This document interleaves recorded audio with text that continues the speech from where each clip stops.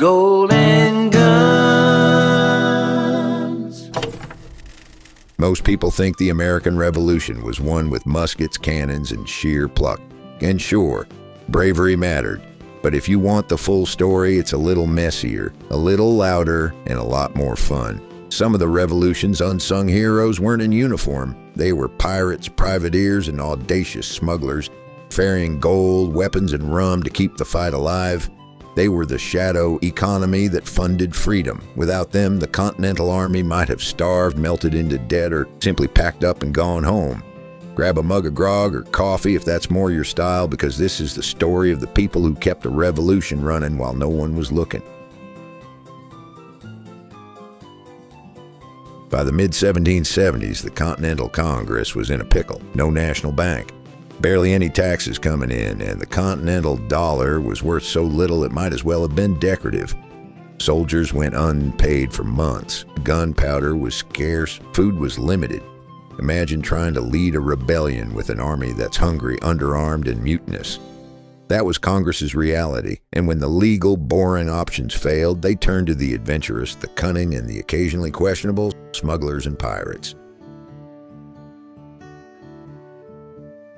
Privateers were essentially pirates with a hall pass. The Continental Congress issued letters of marque, allowing private ship owners to seize British merchant vessels, capture the goods, sell them, fund the revolution. Easy to say, dangerous to do. Smugglers didn't always have paperwork. They used hidden compartments, secret docks, and sometimes a wink and a bribe. Together, they became the arteries of the revolution, moving money, weapons, and morale when official channels failed. Some men were motivated by patriotism, some by profit, and some just for the thrill. Caribbean trade routes like Nassau, Jamaica, and St. Eustatius were overflowing with supplies: sugar, rum, small arms, gunpowder. Smugglers and privateers risked capture, but the rewards, material and revolutionary, were enormous. Smuggling was dangerous. The Royal Navy patrolled the Atlantic like hawks. Any ship caught aiding the rebellion could be captured, seized, or sunk. Crews faced prison or worse. Every voyage required cunning, nerves of steel, and imagination. Tricks ranged from false flags and fake manifests to creative hiding spots aboard ship. One story tells of gunpowder stashed under sugar barrels. British inspectors found nothing. Every successful voyage could outfit a regiment, while one mistake could ruin everything. The best smugglers were inventive, not reckless. Ships carried decoy cargo, fake names, and even fake crew members. One captain hid gunpowder beneath flour sacks, watched British inspectors scratch their heads, and sailed off. These escapes weren't just clever, they were essential. Without them, soldiers might have gone hungry, underarmed, or mutinous, and the smugglers, they gained fame, profit, and street cred that no amount of continental currency could buy. Esek Hopkins, commander of the Continental Navy, coordinated raids on British-controlled Nassau in the Bahamas. While technically naval operations, many relied on smuggling tactics, disguises, decoy cargo, and secret landing spots. These raids captured gunpowder and other supplies desperately needed for Washington's troops. The planning and deception involved were classic smuggler ingenuity applied to wartime operations.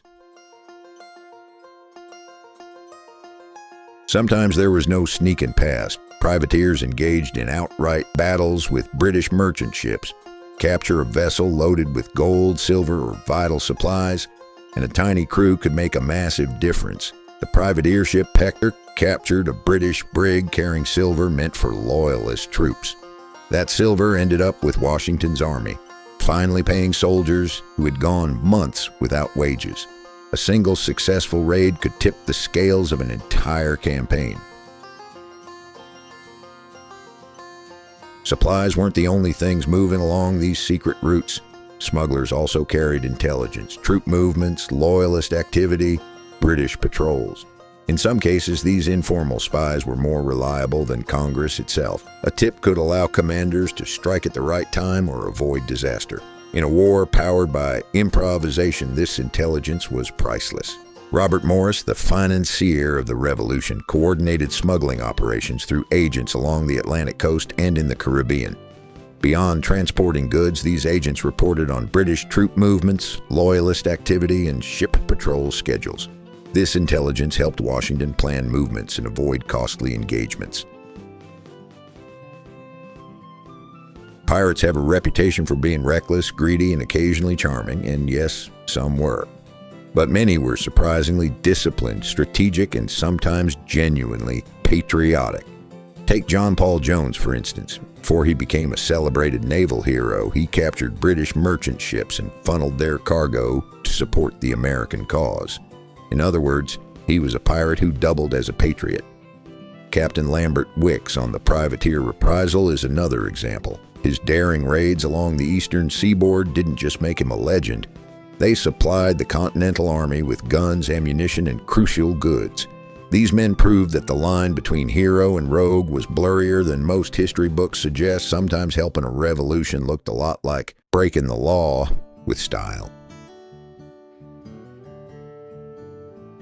The Army needed hard currency like a body needs blood. Continental bills were nearly worthless, so capturing gold and silver was essential. One famous operation involved Captain John Barry, often called the father of the American Navy. He commanded the ship Lexington, capturing multiple British merchant vessels carrying gold, silver, and arms. These treasures didn't just fill pockets, they supplied Washington's army with desperately needed resources. Another high-stakes example comes from privateers running the Chesapeake Bay. Small, fast ships, often disguised as merchant vessels, would intercept British supply ships carrying not only money, but vital military provisions.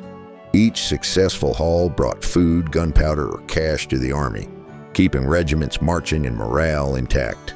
Without these high-risk operations, the Continental Army might have faltered simply due to lack of supplies. After the war, the daring skills and networks of privateers and smugglers didn't just vanish. Robert Morris, the financier of the Revolution, transitioned from covert operations to legitimate trade and banking. He leveraged wartime connections to establish early American credit systems and shipping networks that powered the young nation's economy. Meanwhile, Captain Nicholas Biddle, a key privateer in the Caribbean, went on to invest in merchant shipping ventures after the war.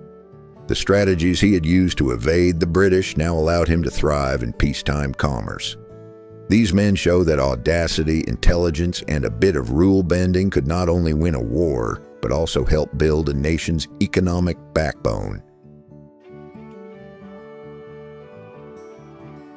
So next time you think about the American Revolution, picture the unsung heroes. Ships slipping through blockades under cover of night, barrels of rum hiding gunpowder, pirates and smugglers grinning as they help a fledgling nation take its first steps. They weren't just chasing treasure, they were funding freedom. The smugglers and pirates who funded American independence didn't just carry goods, they carried the revolution itself, one daring, clever, and sometimes absurdly risky run at a time. History isn't always neat or heroic. Sometimes it's messy, audacious, and full of people who are smart, brave, and just a little roguish. Gold and guns, gold and guns. Thank you for watching Golden Guns. Please like and subscribe.